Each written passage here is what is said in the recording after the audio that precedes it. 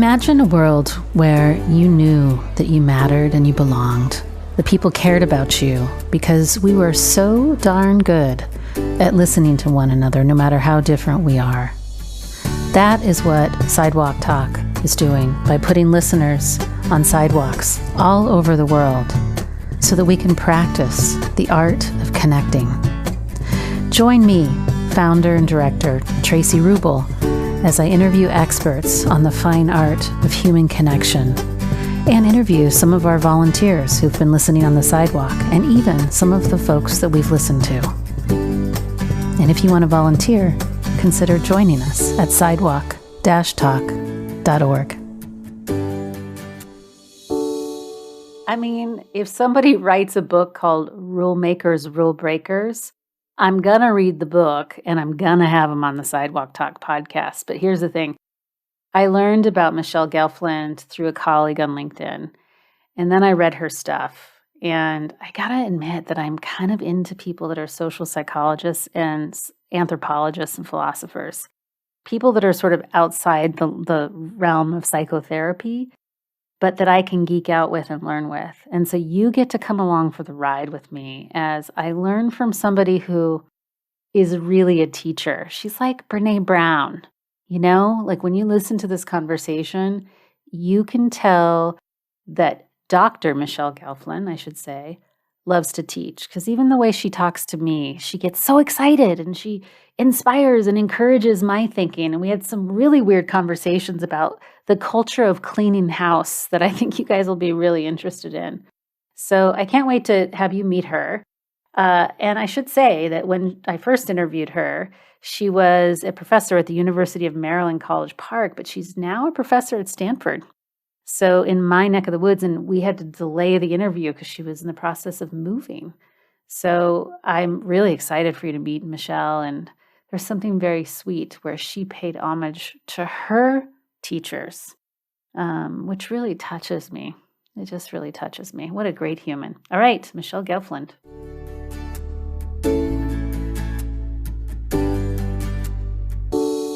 So Michele Gelfand.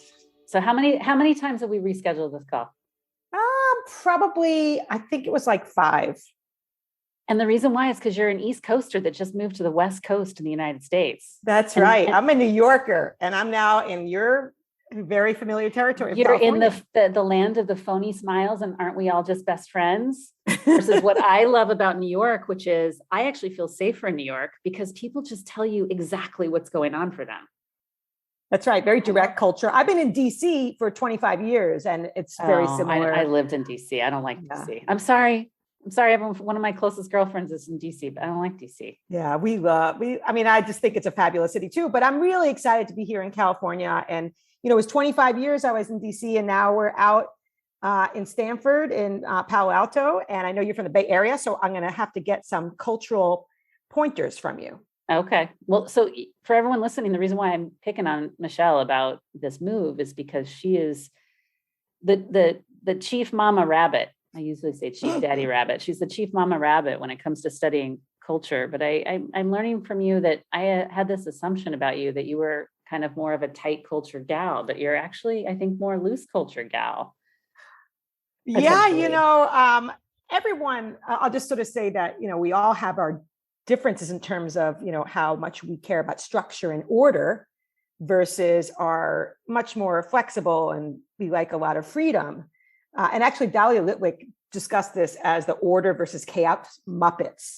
So you can think about your audience, like, are you like Kermit the Frog and, Bert, or are you more like Cookie Monster and Animal? I'm like Animal. and on my website, which is at michelegelfand.com, there's a tight loose mindset quiz that people can take. And, really neither is good or bad, but we each have our own default on the tight loose mindset continuum in terms of how much we love structure and crave order versus we like a lot of latitude. And you can kind of learn where you fall on the continuum and start thinking about why is it that you might have evolved to be the way you are, like your own cultural background, your history. And we do a lot of research on this construct of tight loose. Actually, it's something that Herodotus, the famous historian, talked about, centuries ago. He didn't use those terms, but it's something that we as cultural psychologists have now started to learn a lot about. And we can understand why cultures like nations vary in general and tight loose, why people vary, why households, organizations, and so forth, and what the trade-offs are and how you kind of negotiate them. So that's what we do 24/7. And we have a real good time studying this stuff. I got to say, before I read your latest book about tight and loose cultures, I was very judgmental of tight cultures. And I think the impetus for why I picked up the book is I was trying to make sense of how I was not only a Californian from the United States, but a wildly rebellious, overly gregarious, super charismatic, loudmouth Californian moving to Germany and feeling kind of lonely and left out. And like, I don't feel like I belong. I found a subculture in Germany. I find a subculture of expats, not all from the US, but people that decide to leave their country of origin are adventurers. And I found my people. I'm like, whoa, you guys like my new favorite person is from Turkey, which to me is a tight culture, but probably she's escaping from tightness. Yeah.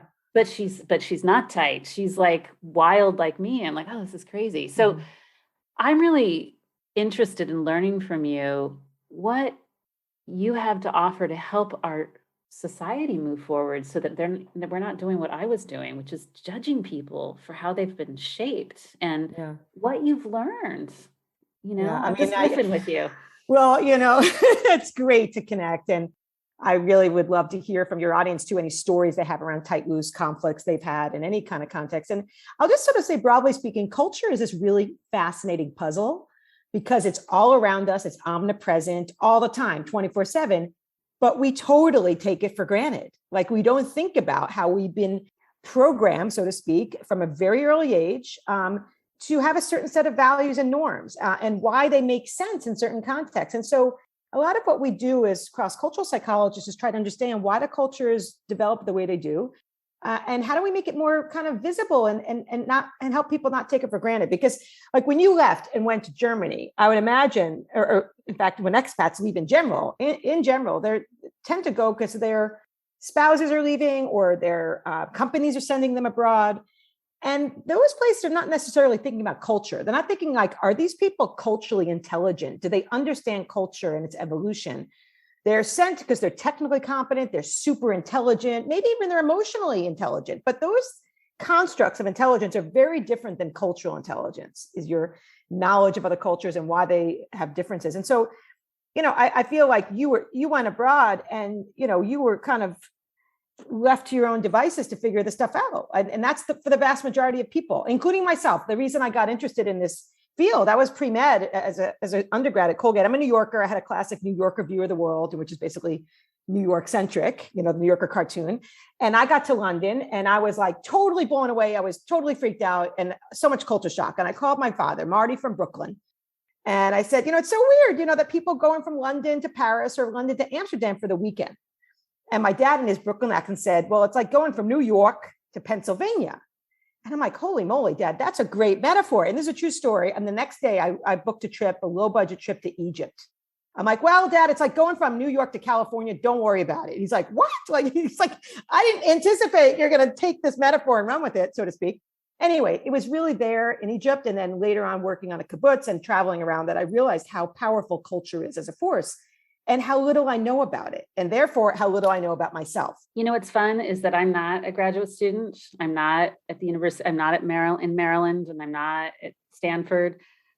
Can we just define for everyone what culture is? Can we start there? Sure. Yeah. I want to ask the novice questions. Oh yeah, of course. I mean, so much that we take for granted. I mean, it's really basically speaking like the kinds of underlying values, norms, standards for behavior, and assumptions that we make about the world and how they become transmitted across generations. Like our parents are good prime socializers of a culture. They want to help their kids to fit into the dominant norms and values that exist in that particular context.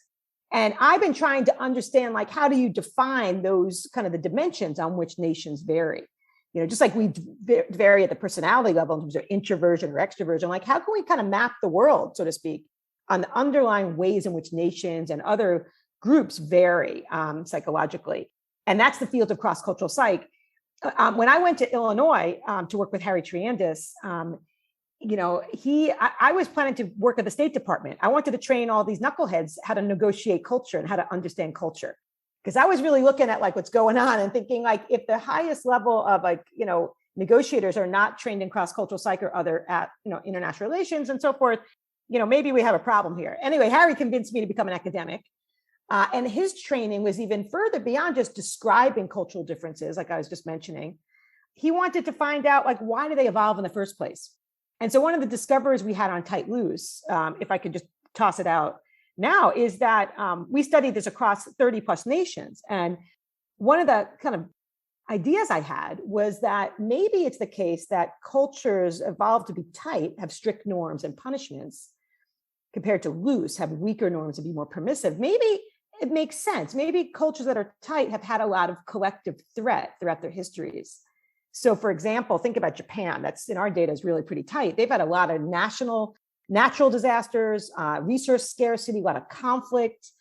And it's really a really kind of simple idea. When you have a lot of collective threat, you need stricter rules to coordinate as humans. Like you can't solve that problem on your own.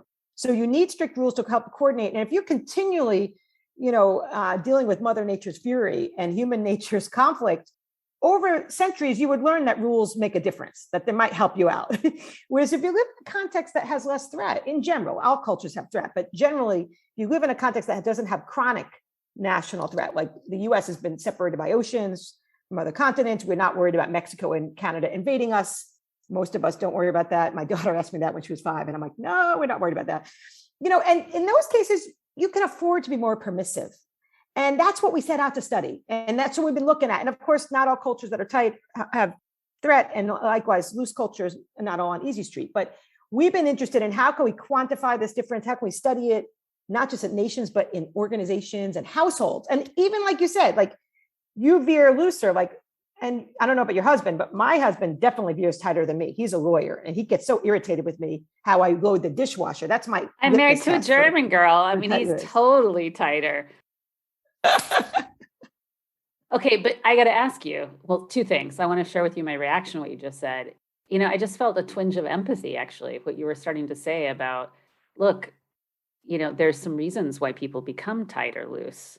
And there's a context you've got to consider. I'm like, wow. So maybe next time I want to be kind of curmudgeonly and judgmental about somebody, that's where I want to say, come on, just have a good time. It's like, well, maybe there's some really good reasons why they're following rules or thinking about their impact on others in a more succinct way. So that was kind of cool. I guess the question I have is, while that's the impact on me, if you were to sort of think, okay, what's the impact I want to have on the world with my research? Like if I were to leave a legacy behind and make the world a better place, I know it's a big freaking question, but all this work that you've done for so many years, what's the impact you hope to leave behind? Yeah, it's such an incredibly interesting question. I think, I have to say, I have to back up and say, I've been stuck in the ivory tower, like, trapped there for a long time. And Marty from Brooklyn, my dad, said to me, I can't understand a word, what you say. I can't even understand a sentence that you write. And that's kind of motivated me to write a book for a general audience and get outside of that bubble. And I've really enjoyed that because, fundamentally, I'm just so passionate about culture. And my goal is to help people to maybe see the world a little bit differently and to empathize, to exactly your point, to empathize and understand the headlines a little bit better, to understand when they're meeting someone from a different culture, that to understand and empathize with them a little bit more. And to think about, well, if I were raised in that context, maybe I would be different. Maybe I would be tight. Maybe it's an accident that I was born in New York or you were born in California. What if I was born in Singapore? Maybe I would support a ban on having a lot of gum imported into the country, which from an American point of view sounds ridiculous. Like, why wouldn't you be allowed to bring gum into the country? Singapore turns out to be like one of the most highly populated density contexts on the planet. It has like over 20,000 people per square mile, a lot of different groups, a lot of potential conflict. And Lee Kuan Yew, he's great, got a great autobiography. He was the prime architect of tightness. It came right from the top down. And it has, as we can talk about, advantages and disadvantages. But in that context, he said, hey, guys, gum is really causing a big problem here. It's like all over the place and we can't function. It's getting stuck in subways and it's stopping trains and elevators. And we're going to have to just ban this tasty treat. And it sounds, from our point of view, ridiculous. But I guess that's really the goal, is to understand this omnipresent but invisible force and have some more empathy. And, to help be a force for good, for collective good, by understanding culture maybe just a little bit better. I've been actually interacting with a lot of people from Singapore recently. I have some new friends from Singapore, and we chat a lot. They're lovely. But we did talk about that. They said, well, you're American. You can kind of do these things. So I love that you said that. I want to go to a darker place because I do want to talk about current context. It feels like there's, so, I think I mentioned to you that my background was studying international relations in undergrad. I sold software in the Silicon Valley, and I also sold to the US federal government. So I lived in DC, and I sold to the FBI and the CIA and the NSA and DNI. These were my clients, right? The State Department I called on. And then I went back to graduate school and became a therapist. And one of the things that continues to confound me right now is, how are we in America struggling? It seems like we're having a culture shift, and there's so much tension between people around, well, how do we come together? And how are we going to define this culture? And I get that there's outer forces at play, and we've got social media and all that stuff. But I want to talk about this from a cultural lens. Like, what's going on? Yeah, it's such an important question. And, this has been a really, really difficult time in the US and in other contexts in terms of the increasing polarization. And I think when I think about it from a tight, loose perspective, it's like it's axis that kind of like is shifting, of course, you can explain national variation in it, and organizational variation, but you can also start thinking about how within countries, this is becoming an axis of difference between like cosmopolitan, urban types of places where there's a lot of looseness, a lot of diversity that pushes those contexts towards looseness, a lot of mobility that makes looseness make sense, compared to, kind of rural, more stable, low mobility types of contexts. And that's a really big kind of divide right now, both in the US, it's clearly in the UK, also in part, we see these dynamics explaining local elections and big decisions. Of course, they're multiply determined why these things are happening, but there really is a big challenge in trying to understand each other. And, I've written a little bit about this. There's one issue is that we really need to understand that some groups are really feeling objectively threatened. Like there is objective threat in the United States in terms of those areas and the loss of manufacturing and so forth. And we have these fears and these threats that need to be really acknowledged and really dealt with at the societal level. And in the book, I talk about Germany, and Germany's much better with dealing with some of these threats because it's more organized and things are synchronized. Like you can help people from the working class, which in of itself has less stigma, from what I can tell from the outside, than the US. So, part of this is that, when people feel threat, they're going to desire tightness. And the leaders recognize that. And they might even amp up threats and even target people who are feeling threatened, like we saw in my own country during the Trump era. So that's, I think part of that is an opportunity to say, we need to understand cultural dynamics that where people feel actual threat, like we need to help to kind of really address the deep-seated threats. Now, on the same hand, we also have these kind of mismatches where we have people who are just really trying to activate threat when it's not even there, and blaming people, like immigrants and others. That there's a lot of that we're trying to understand through research of how do you kind of help people become aware that they're being the victim of fake threat, and that causes artificial tightening. So there's all these kinds of mismatches that we've been studying. And I could get more into that. But, one of the things I just want to mention, one thing that we've been doing along the lines of like, how do you bring people together? Like that's your expertise. How do you get people to feel connected, even when they really have these extreme stereotypes of each other? And we've been doing some work on that, oddly enough, using a really simple technique, which is by exposing people to their daily diaries. So, people like to read other people's diaries. You mean other people's daily diaries? Yeah. So basically, this is a study we just published, and now we're about to use it in the context of the US. But we did this study where we wanted to help people in Pakistan and the United States to kind of feel more connected and not have such negative stereotypes about each other. And the fact is that they meet in the media. Americans, when they think about Pakistanis, if they even know where that is, they have a very narrow slice of what they think about. They think about situations like mosques, and they don't think about Pakistanis reading poetry or playing music or dancing. And Pakistanis, when we interviewed them, they thought Americans were like not just loose, but ultra loose, like half naked all the time, drinking beer for breakfast. They didn't have the most positive stereotypes of us. And so what we did was we basically collected daily diaries from Pakistanis and Americans. And then we had for a week, we had people reading each other's diaries. They were actually either reading someone from their own country's diaries or someone from the other culture's diaries. And we didn't edit these diaries. So the Americans were still waking up with their girlfriends and living their loose life. Pakistanis were still, the diaries were clearly much tighter in terms of the constraint and monitoring, but the diversity of situations and the similarity of their lives was so clear to them as they were reading these diaries. They saw the differences, but they also saw what they never expected, which is this shared humanity, that we're anxious, that we're doing some similar things, that we are actually having dinner with our parents and we're not half naked all the time and we're not in mosques all the time. It was astonishing to see a simple technique like that to help people feel less distant. That was our dependent measure, what we're trying to see. Did they see more similarity than they see difference? And we're trying now to see, does this technique help us to reduce polarization between Republicans, Democrats, maybe between natives and immigrants? So that's kind of our, low-level technique of, diaries.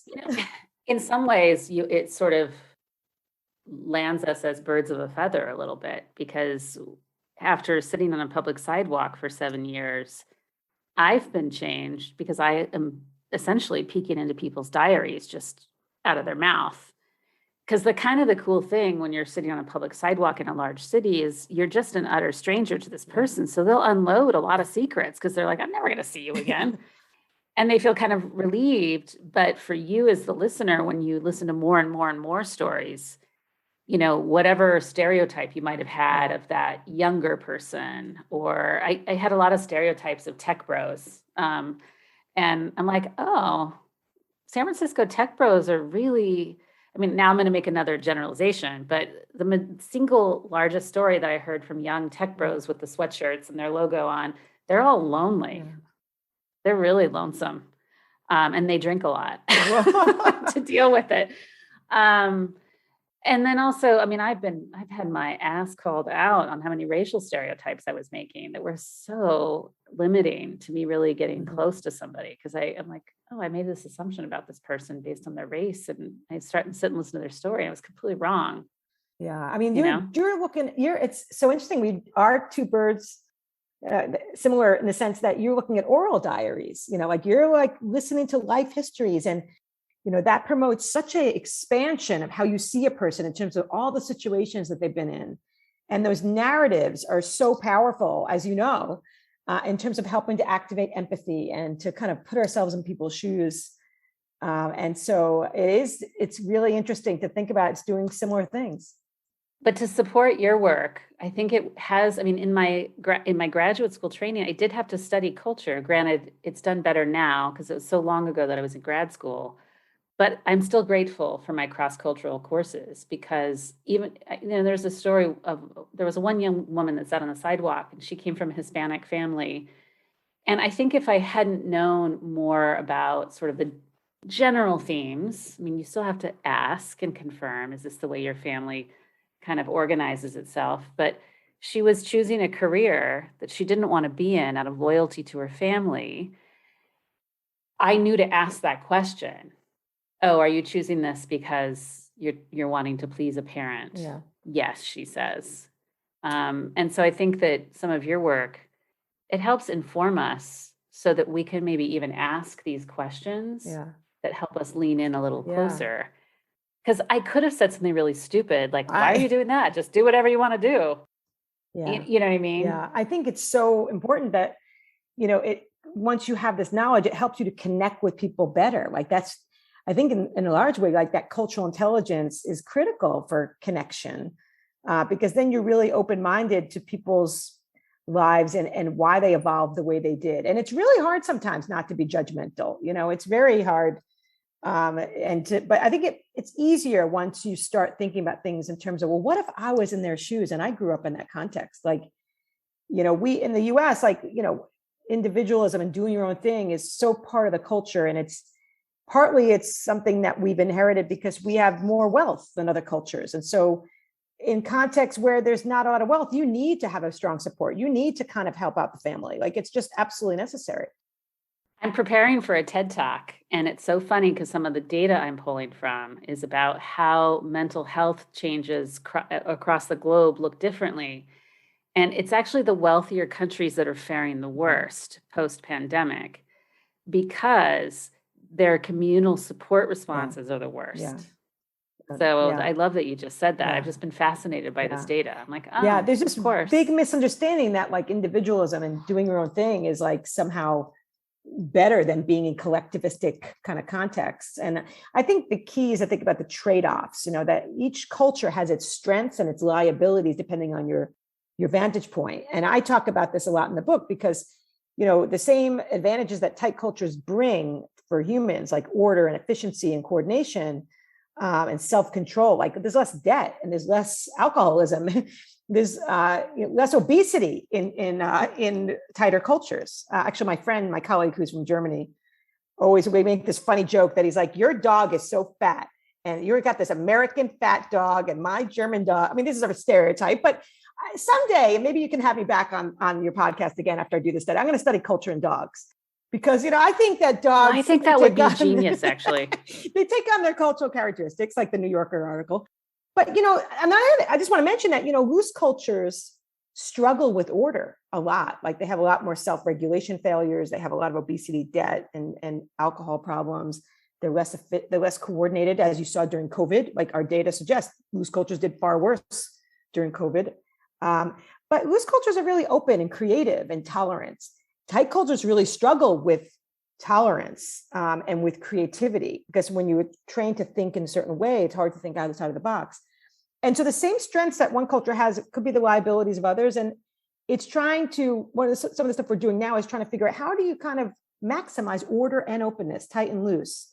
Like how can we actually build a culture mindfully and harness the power of culture rather than just being kind of passive recipients of it and not thinking about it. So, that's kind of a long story on, kind of tight, loose ambidexterity, we call it. I don't know. I just love that I just want to highlight and sort of slow down here because I love what you just said. That there are trade-offs. And I think that's right. Because I think even in my own bubble, I can over-idealize the looseness. But now I've been picking on German culture, but I've never been prouder of a community. Yes, we have people that are not super thrilled with some of the ways the country, but it's much a smaller percentage of people than in the United States. Overall, there is a real sort of consensus that this is how we need to respond. Yep. This is what we're going to do, and we're going to get it done. Yeah. There was some negotiation problems in getting the vaccine into our country because they were shipping it out, which I think is also the right thing to do. But I can see the trade-offs, and I think that's right. I think that we can too easily vilify the other, which actually makes me want to go in another direction because, and I know this is going to be kind of weird for the podcast people, but the context is so a lot's happening in the Middle East, and I know this is one of your areas of specialty. I think it'd behoove us out of reverence to the people in Afghanistan, not that was one of the countries you studied, but you studied countries in the Middle East, to not objectify Middle Eastern culture. Because I think it's so easy to see all of this stuff on the news, right? And I think it's really important to be more open. Yeah. And so can you teach us just a little something, maybe some misconceptions that Americans have about folks from the Middle East? Not that you can be the spokesperson for all Middle Eastern folks, so I don't want to put you on that spot, but I mean, it's similar to what I was mentioning earlier. Like once you really zoom in and understand people's lives and all its diversity and all the situations people face, you'll start realizing like, wow, I'm really stereotyping that context. And there's a grain of truth to stereotypes. But I also think it's really important to understand the psychology of the Middle East because, when we want to negotiate, if you want to just like go out and negotiate in the Middle East, Americans in general, we're in a context where we have strong institutions, we have a lot of mobility, we like to cut to the chase, we like to get to yes, we're really open and we express our opinions and we have a clock ticking, we're sort of like in a rush. And, when you really start to really understand the culture and why that doesn't work in a context where there's weak institutions, where there's a lot less mobility. You go to Jordan, where I spend a lot of time, and it's like the same people in the same restaurants, the same hotels, like the staff, like doesn't change much. And you start realizing like you're really negotiating something totally different. You're negotiating over respect and honor in a context where that's a very prized resource. When a context where you don't have strong institutions and, you need to kind of protect your honor and your reputation. And so, a lot of times we misunderstand, like, what are we negotiating here? Americans get on the ground, they're trying to negotiate to yes and get to the task. And a lot of our research would suggest that, no, the first and foremost, and you can relate to this because this is what you do on Sidewalk, is like, no, you need to first just signal that you respect and honor this person. You need to give respect. And unfortunately, a lot of times we steal people's honor. Like there's a way we can, basically gain and lose honor quickly in the Middle East, even through small things. Like, for example, if I'm on my phone and talking to my colleague, that's kind of an honor violation because I'm signaling that like this is more important to me than talking to you. If I'm not formally dressed, in a lot of contexts, not all, Americans like to be really casual. Like that signal, like I don't respect you enough to get myself dressed up. There's so many ways that we've been studying like how honor violations can occur. Such small little things that we don't even realize, even with the greatest intentions. We go to the region and we are using our own values and norms as we negotiate. And I'm trying to now work on a whole new model of how do you negotiate through an honor lens? Like, what does that look like? And why does it make sense? And actually, once you get in that frame of mind and you kind of negotiate honor, then you can get to the task and you can be really successful.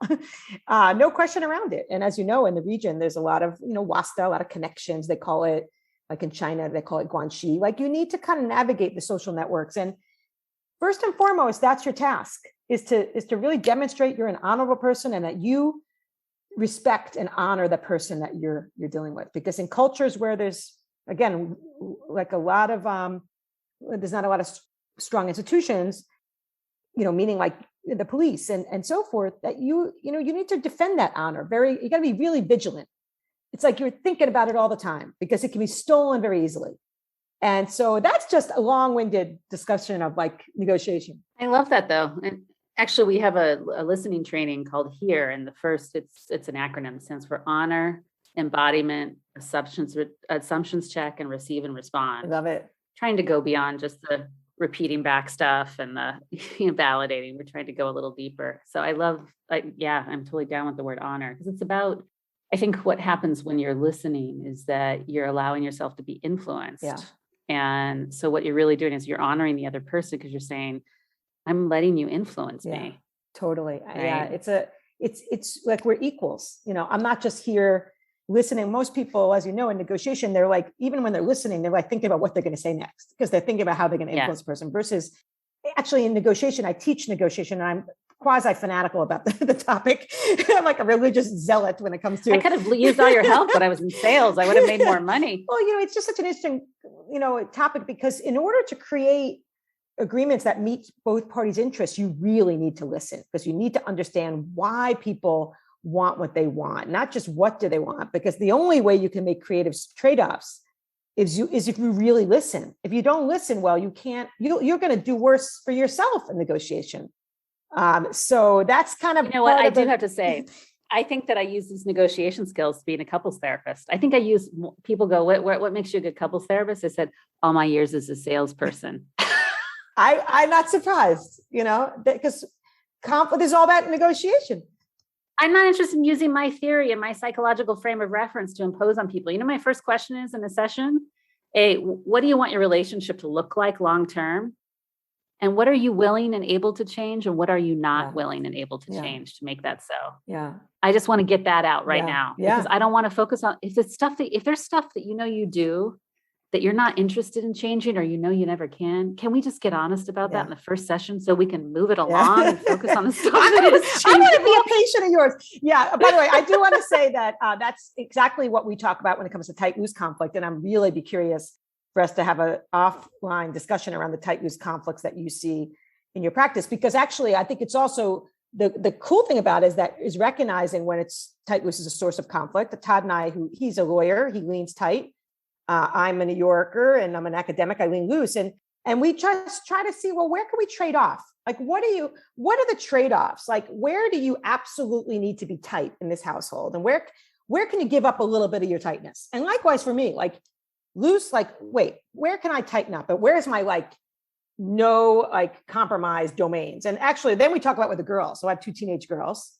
Poor things. How old are they? Jeanette is my oldest. She's 20, and Hannah is 17. And they also vary on tight loose, and they're always cracking up about it. But we talk about it with them. Like, these are the domains we've agreed on that we need to be tight, and these are the domains that we can be loose. But it also changes over time when you have kids, and it's a little bit cheesy. Michele, there's a research project we need to do. I can tell you exactly what it is. Let's do it. It's about household chores. Because always, I mean, I spend more time and people spend more money coming in to see me to navigate how they manage their house together. Yeah. And there's always one partner that's tight and the other one that's loose. And then on top of that, because they're attachment objects to one another, the fact the loose partner can't become more tight and the tight partner can't become loose, it now plays out in the currency of love. So it means that you don't love me. Yeah. That's so tragic. Because, it's also, you could step back and say, wait, maybe it's a reason why, rules matter to this person or rules don't matter to this person. And then let's prioritize. Like, all win-win negotiations are like, what's your priority domains? And for example, Todd, I mentioned he's horrified how I load the dishwasher. I mean, that's a great unobtrusive test if you're tight or loose. I mean, I'm a scientist, so I shouldn't be saying this, but he's just like, what do you think? What is wrong with you? And now he just kind of laughs at it. He's like, all right, that's okay. Like, I'm not going to legislate tightness in this domain, but there's other domains that, he will think we need to have some tightness in, like being punctual and things like that. And, there's other things that I've given up on or insisted on looseness about. So, I think there's even like with the kids, we're like, you know what, we need to be tight on like you studying hard, you being respectful in the household.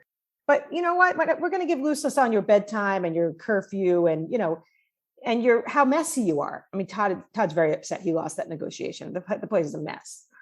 To your point about household, like just a mess. I'm just like, close your door. I don't want to see it.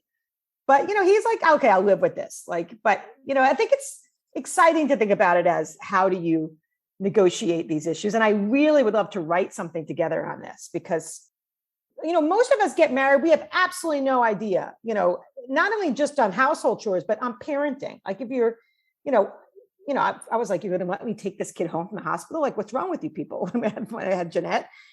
But more than you trust me with this person, you think I'm going to keep this little bean alive? Yeah, it's like, we should have a license, like a driver's license, we should have a parenting license, but more it's like, we didn't really know like at all, like what are our styles on tight loose when it comes to parenting or finances? I'm sure you get a lot of conflict over that. A lot. Even my brothers and I, like I'm very close to my brothers and, we're always kind of talking about, especially during COVID, it was a big deal. Like, one brother tighter than the other he's a medical doctor. Like he's in a different context than the other who's more in creative ad sales and internet stuff. And on vacations, this tight loose distinction really also we get so irritated with each other, structure versus spontaneity. And then finally, like, all right, let's kind of figure out again, how do we negotiate it? Like, what can you give up on this? So I'm just telling you, if you want to leave another legacy behind, some research on this, because what's cool about the way that you're researching and studying this is that it's non-pathologizing.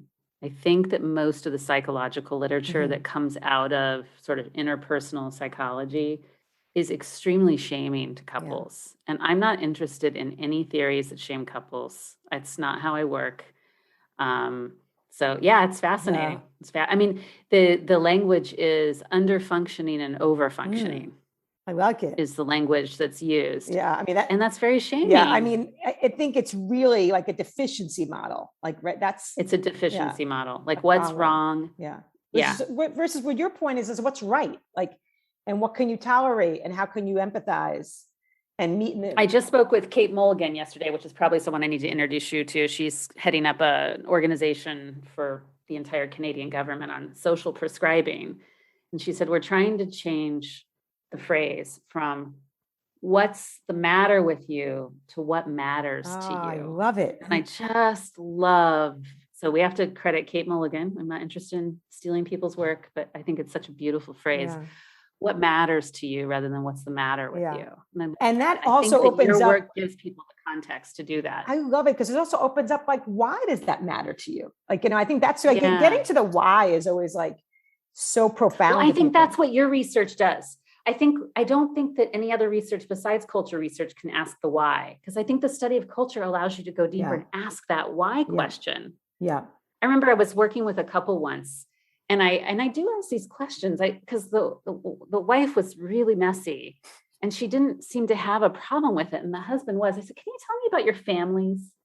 And she was one of 13 kids of a really connected family, spent lots of time together, but they also were 13 kids in a 4-bedroom house. I'm like, you can't keep a house clean with 13 kids. Like, I'm sitting here, he's comfortable with messy because it's not possible, and he was an only child. I'm like, oh, well, there's a lot of context. There's so much there that you could see why does this matter to them or not matter to them? Like, what makes sense about it? We've been also studying, contexts like social class with the same kind of view of like, wait, like, how do we understand people from like, the working class that actually in our data tends to veer tighter than the upper class. Oh, really? And in large part, and we're not talking about extremely poor areas where there's a lot of normlessness, but just like working class, we're trying to avoid poverty, trying to avoid what sociologists call hard living. Their parents are like, rules matter. Rules are good. When we ask people from the working class and the upper class to tell us what they think about rules, if I just say, tell us, what comes to mind when I say, violate the rules or abide by the rules, the working class parents are like, they're good, like structure, good, like critical. They're critical to keep kids off the street. They're critical to help kids deal in dangerous occupations. Whereas upper class parents, they are much more like, rules are kind of a nuisance. You look at mainstream American culture, there's all sorts of books on break the rules and, rules are bad. And, it's really something that, makes sense if you have the safety, if you have that, safety context and that, your parents have, that they can help you if you violate the rules. If you don't, but then, breaking the rules is dangerous. And, we've been doing studies in this context too, to try to help people understand each other from different social classes. This is illuminating. I'm just drinking you in here. This is super cool. I know we're near the end of time, so this isn't clearly not going to be the last conversation that you and I are going to have. No, definitely not. I'm coming to Heidelberg for one thing. Well, we discovered that Michele likes German Riesling, which I do too, which I didn't tell Michele that one of the things that I did to pay my way through graduate school is I worked in a fine dining restaurant. Although I was the cheat. I'm still friends with the chief sommelier from my former restaurant. And I had to quit because I was studying more about wine than for my graduate program. I'm like, this is ridiculous. I just paid hundreds of thousands of dollars for a graduate degree and I'm studying more on wine. So yes, but I live in the middle of vineyards, I told Michele. So jealous. So this is going to be the first of hopefully in many conversations, but I know that you're off to doing great things. You're newly West Coaster. I'll have to send you some What city are you living in California? In Palo Alto. Okay. Yeah, so right on campus. I'll have to tell you, your students are going to joke, but there is this great place. I'm going to say it on air. I'm going to give them a plug. It's called the Watercourse Way, where you can go rent private hot tubs, but it's not seedy and it's not that kind of place. I used to go there in the middle of the day when I was selling software, and it's because it was stressful. And we're talking, it looks like a 5-star resort. So you can just go rent a tub for an hour. So if you're ever having a stressful day, you just go to Watercourse Way for an hour. They have, my favorite room is room 3 that has the cold plunge. This is great. I like the details. And the sauna and the hot tub in one room. So anyway, but I did say to you that we have this little tradition for how we end this conversation, which is that, we had this crazy video go viral on Sidewalk Talk in 2018 that got viewed 10 million times. And so the project grew to 50 cities across 15 countries. So there's like 8,000 people that sit on sidewalks listening to strangers. And I'm going to hand off the mic to you and quit leading the conversation and let you talk directly to that. Oh, it's a great way to end. Also, I mean, I feel like we could have been related. Like maybe we are related. Maybe somehow. We are. I'm going to give the advice that my hero, in the world gave me, which is Harry Trianda. So Harry, as I mentioned, he started the field of cross-cultural psychology, and I moved from New York to Champaign-Urbana, Illinois, middle of nowhere, to work with him. And he just passed away a couple of years ago, at the age 93. And he's my hero because he was this gigantic, kind of intellect, but he was also just laughing all the time and just didn't take himself, too seriously. And that was his advice to me. He had this tripartite advice for his students, and I try to really live this. One was be passionate about what you do. For many of us, that's not too hard. The second piece of advice was don't be afraid to be controversial. I mean, that's a little more difficult, takes a lot of courage. But the third thing, probably the most difficult thing he said, is don't take yourself too seriously. I think he was a little Buddhist, and I'm trying to practice that, and I think that advice has always really, I felt he lives part of me every day through that advice. And he was just such an influential person to me. It still is. The only last thing I'll say, if I can squeeze one little piece of advice, my late father-in-law said something to me once that I was never really realized that I do, but I thought, it's something I do try to do, which is to try to make the person you're talking to, and I think you do this, feel like they're the only person in the room, like that you're just kind of zeroing in on that person, and you're just like, they're like just soaking in everything they're saying. And I guess that's what he thought I did. And I didn't realize that. And I think part of me feels like that's a really good way to think. I'm sure your people at Sidewalk are doing this. Like, you're really just kind of like all in, all attention on that person. Like there's nothing else going on.